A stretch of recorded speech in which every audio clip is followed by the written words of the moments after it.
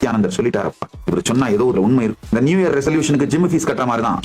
காலையில நீங்க எந்திரிச்சு யோகா பண்ற ஒவ்வொரு நாளும் உங்களுடைய வாழ்க்கையை நீங்கள் அடைய வேண்டிய குறிக்கோளை நோக்கி முன்னேறுகின்றீர்கள். இழுத்து போத்திட்டு காலையில பிரம்ம முகூர்த்தத்துல எந்திரிக்காம நீங்க தூங்குற ஒவ்வொரு நாளும் உங்கள் வாழ்க்கையை சீரழித்துக் கொண்டிருக்கிறீர்கள். அதாவது ஒரு நாள் மோட்டிவேஷன்ல இன்ஸ்பிரேஷன்ல சரி நித்யானந்தர் சொல்லிட்டாரப்பா. இவர் சொன்னா ஏதோ ஒரு உண்மை இருக்கணும். ஒரு நாள் எந்திரிச்சு 2 நாள் எந்திரிச்சு ஓடிடுவோம், செஞ்சிருவோம். இந்த நியூ இயர் ரெசல்யூஷனுக்கு ஜிம் ஃபீஸ் கட்டுற மாதிரி தான்.